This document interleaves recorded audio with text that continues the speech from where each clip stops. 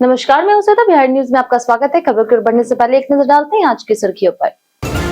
HPV टीकाकरण अभियान में बिहार का बड़ा कमाल, 86% लक्ष्य पूरा कर बनाया राष्ट्रीय रिकॉर्ड। 11 लाख से अधिक किशोरियों को मिला सुरक्षा कवच। बुजुर्गों की परेशानी होगी खत्म, अगले महीने से पीडीएस से दुकानदार खुद पहुंचाएंगे राशन, सरकार देगी प्रोत्साहन राशि। जुलाई के पहले सप्ताह तक तैयार होगा कच्ची दरगाह, बिदुपुर 6 लेन पुल। पटना और उत्तर बिहार के बीच सफर होगा आसान, जाम से मिलेगी राहत। बिहार में ईंट भट्टा कारोबार पर सख्ती, राजस्व बकाया रखने वाले पर दर्ज होगा मुकदमा। पर्यावरणीय मानकों की भी होगी जांच। रेलवे ने शुरू किया मेगा सेफ्टी ड्राइव, आईसीएफ कोचों की संरचनात्मक मजबूती की होगी जांच, वर्कशॉप का भी कराया जाएगा ऑडिट। चलिए एक नजर डालते शाम तक की बड़ी खबरों की ओर विस्तार से। सर्वाइकल कैंसर रोकथाम में बिहार ने बनाया नया राष्ट्रीय रिकॉर्ड। बिहार में सर्वाइकल कैंसर से बचाव के लिए चलाया गया एचपीवी टीकाकरण अभियान बड़ी सफलता की ओर बढ़ रहा। राज्य ने 13.62 लाख किशोरियों के लक्ष्य में से 11.50 लाख का टीकाकरण कर देश में चौथा स्थान हासिल किया है। यह संख्या गुजरात और मध्य प्रदेश की कुल लक्षित आबादी से भी अधिक है। बिहार में महिलाओं में सर्वाइकल कैंसर मृत्यु का दूसरे सबसे बड़ा कारण बन गया है, इसलिए यह अभियान बेहद महत्वपूर्ण माना जा रहा है। शुरुआत में टीके को लेकर के फैली अफवाहें और जागरूकता की कमी बड़ी चुनौती थी, लेकिन आशा कार्यकर्ताओं, एएनएम विशेषज्ञ चिकित्सकों और जिला प्रशासन के प्रयासों से लोगों का भरोसा बढ़ा। पंपलेट, पोस्टर और वीडियो संदेशों के जरिए भ्रम दूर किया गया। 2 चरणों की माइक्रो प्लानिंग और जमीनी स्तर पर संवाद के कारण अभियान सफल रहा। अब 100% लक्ष्य हासिल करने के लिए इसकी अवधि 3 महीने और बढ़ा दी गई है। अगले महीने से बुजुर्गों के घर पहुंचेगी पीडीएस का राशन। बिहार सरकार ने 80 वर्ष से अधिक आयु वाले राशन कार्ड धारकों के लिए घर तक राशन पहुंचाने की नई व्यवस्था शुरू कर दी है। यह योजना अगले महीने से लागू होगी। खाद्य उपभोक्ता संरक्षण विभाग ने इसके लिए मानक संचालन प्रक्रिया तैयार कर ली है। योजना के तहत सार्वजनिक वितरण प्रणाली के दुकानदार भी लाभुकों के घरों तक राशन पहुंचाएंगे। इसके बदले उन्हें खर्च के साथ प्रोत्साहन राशि भी दिया जाएगा। राशन को पैकेट में तैयार कर सीधे घर तक पहुंचाया जाएगा और वितरण के बाद लाभुकों का अंगूठे का निशान भी वहीं लिया जाएगा। राज्य में 80 वर्ष से अधिक उम्र के करीब 6,87,000 राशन कार्डधारी परिवार है, जिनमें लगभग 28 लाख लाभुक शामिल है। सरकार का उद्देश्य बुजुर्गों को राशन प्राप्त करने में होने वाली परेशानी को कम करना है और उन्हें बेहतर सुविधा उपलब्ध कराना है।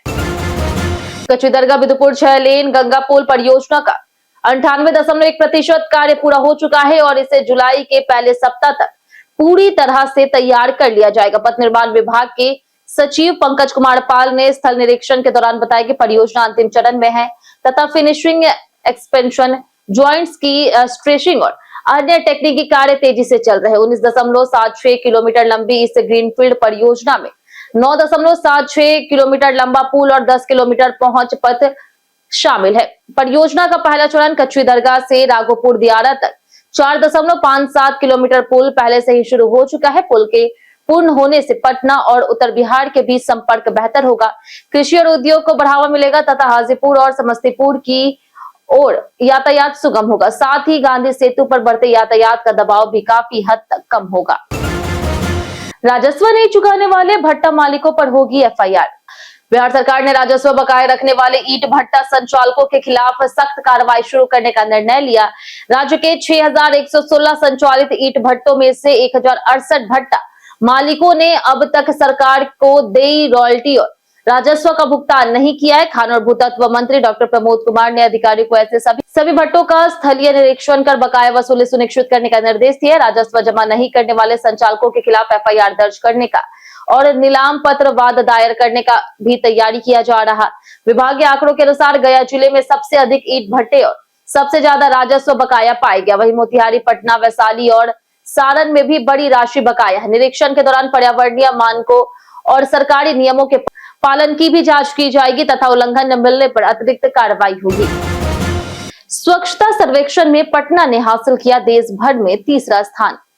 स्वच्छता सर्वेक्षण 2025-26 के तहत नागरिक फीडबैक में पटना ने शानदार प्रदर्शन करते हुए देश भर में तीसरा स्थान हासिल किया।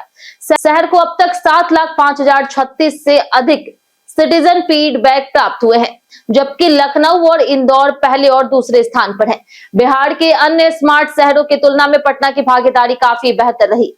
मुजफ्फरपुर को 6,003, भागलपुर को 4,828 और बिहार शरीफ को केवल 901 फीडबैक मिले। स्वच्छता सर्वेक्षण में नागरिकों की राय शहर की रैंकिंग तय करने में अहम भूमिका निभाती है।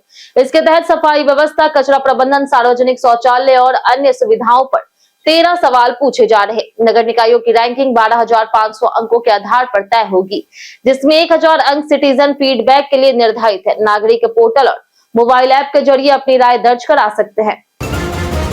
रेलवे ने शुरू की कोचों की व्यापक सुरक्षा जांच। दिल्ली से श्री माता वैष्णो देवी जाने वाली एक विशेष ट्रेन के स्लीपर कोच में दरार मिलने के बाद भारतीय रेलवे ने देश भर के सभी ICF कोचों की विशेष जांच शुरू करने का फैसला किया है। लुधियाना स्टेशन पर 6 जून को कोच में टेक्निकी खामी मिलने के बाद रेलवे बोर्ड ने सभी जोनों को एक सप्ताह का व्यापक सुरक्षा अभियान चलाने के निर्देश दिए। अभियान के तहत कोचों की संरचनात्मक मजबूती, जंग और क्षरण की स्थिति की आधुनिक उपकरणों जैसे कि इंडोस्कोपी कैमरा और अल्ट्रासोनिक थिकनेस गेज से भी जांच की जाएगी। जिन कोचों से गंभीर तकनीकी खामियां या फिर अत्यधिक क्षरण पाया जाएगा, उन्हें तुरंत सेवा से हटाया जाएगा। साथ ही कोचों के ओवरहालिंग करने वाली रेलवे वर्कशॉप का भी ऑडिट कराया जाएगा। रेलवे का उद्देश्य यात्रियों की सुरक्षा बढ़ाना और भविष्य में संभावित दुर्घटनाओं को रोकना है। दरभंगा एयरपोर्ट से फिलहाल नहीं शुरू होगी अंतर्राष्ट्रीय उड़ानें। मिथिलांचल के लोगों के लिए निराशाजनक खबर है कि दरभंगा एयरपोर्ट के नए टर्मिनल से फिलहाल अंतर्राष्ट्रीय उड़ानें शुरू नहीं होगी। एयरपोर्ट अथॉरिटी ने CPGRAMS पर दर्ज शिकायत के जवाब में बताया कि निर्माणाधीन टर्मिनल केवल घरेलू उड़ानों के लिए डिजाइन किया गया है। इसमें कस्टम, इमिग्रेशन और अन्य अंतर्राष्ट्रीय सुविधाओं का प्रावधान नहीं है। अथॉरिटी के अनुसार भविष्य में अंतर्राष्ट्रीय उड़ानें शुरू करने का फैसला केंद्र सरकार और मुख्यालय स्तर पर लिया जाएगा। नए टर्मिनल का लगभग 68% और एप्रोन का 62% निर्माण कार्य पूरा हो चुका है, जबकि पूरा प्रोजेक्ट नवंबर 2026 तक तैयार होने की उम्मीद है। स्थानीय लोग सीधे विदेश उड़ानों की मांग कर रहे हैं, क्योंकि क्षेत्र के हजारों लोग खाड़ी देशों और अन्य देशों से जुड़े हैं। औरंगाबाद अरवल हादसे में गई 7 लोगों की जान। बिहार में एक ही दिन में 2 अलग अलग सड़क हादसों में 7 लोगों की मौत हो गई, जबकि 20 से अधिक लोग घायल हो गए। औरंगाबाद में सोमवार सुबह आंध्र प्रदेश से धार्मिक यात्रा पर निकले पर्यटकों की बस की ट्रक से टक्कर हो गई। हादसे में 3 लोगों की मौत हुई और करीब 20 यात्री घायल हो गए, जिनमें 8 की हालत गंभीर बताई जा रही है।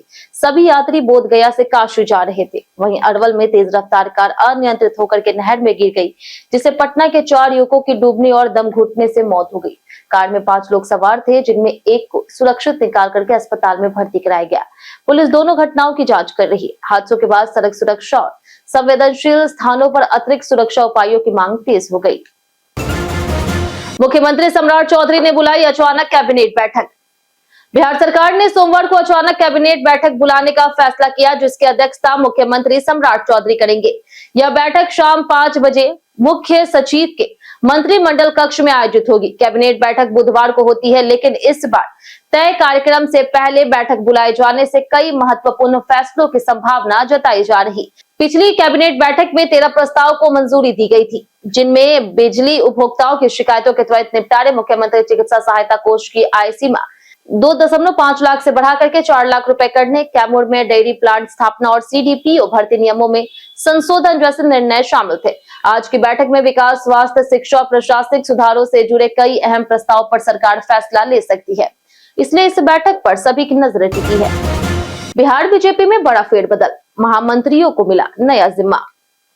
बिहार भाजपा ने संगठन को और मजबूत और सक्रिय बनाने के लिए बड़ा सांगठनिक फेरबदल किया। प्रदेश अध्यक्ष संजय सरावगी ने 5 नवनियुक्त प्रदेश महामंत्रियों को अलग अलग संभागों और संगठन जिलों की जिम्मेदारी सौंपी। इसके तहत प्रीति शेखर को पटना, मुंगेर, बेगूसराय और नालंदा संभाग, राजेश झा राजू को भागलपुर, कोशी और सीमांचल, धनराज शर्मा को मिथिला और तिरहुत, नितिन अभिषेक को मगध और शाहबाद तथा सरोज रंजन पटेल को चंपारण और सारण संभाग का प्रभार दिया गया।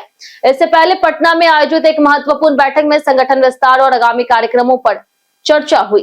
प्रदेश अध्यक्ष ने सभी पदाधिकारियों को अपने अपने क्षेत्रों में जाकर के संगठन को मजबूत करने और कार्यकर्ताओं से लगातार संवाद बनाए रखने के निर्देश दिए।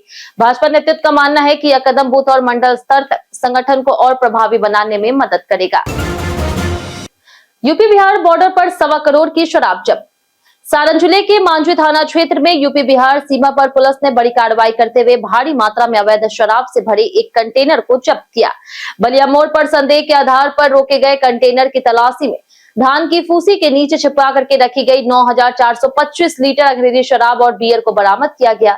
शराब 1013 कार्टून में पैक थी, जिसकी अनुमानित कीमत करीब 1.25 करोड़ रुपए बताई जा रही।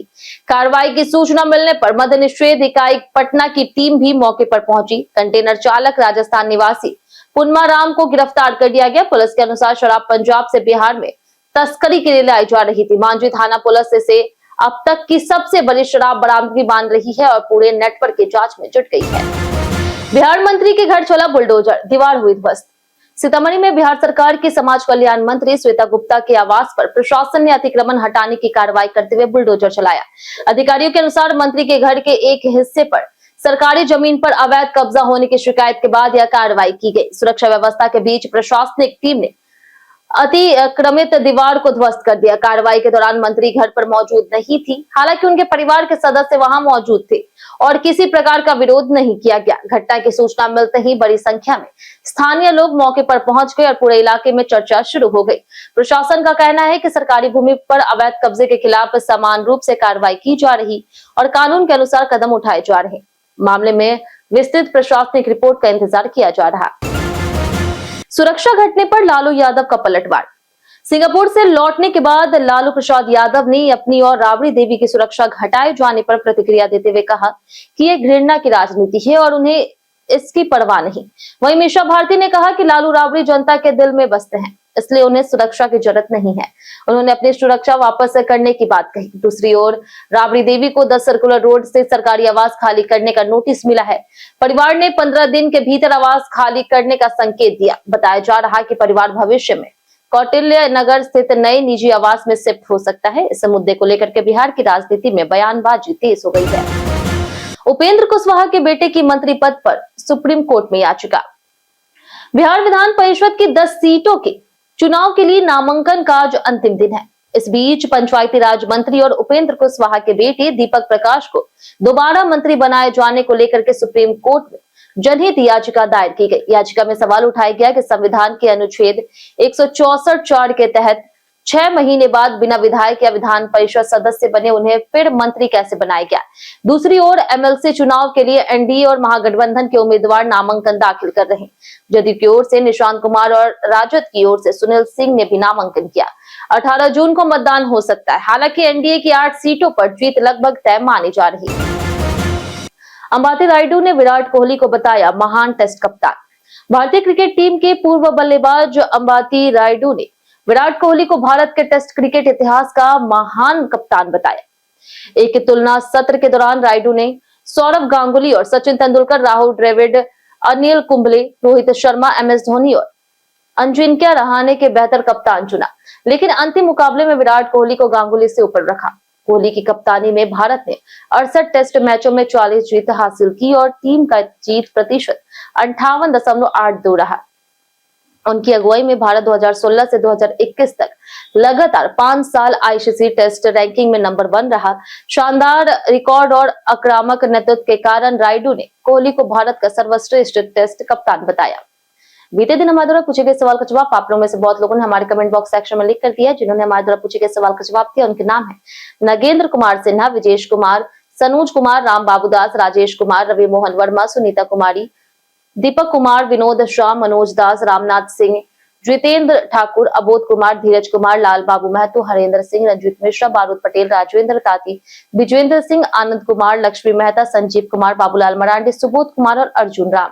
इसी के साथ बढ़ते आज के सवाल की ओर। आज का सवाल है, ऐसी कौन सी चीज है जो बिहार में बदल जाए तो लोगों की जिंदगी आसान हो जाएगी?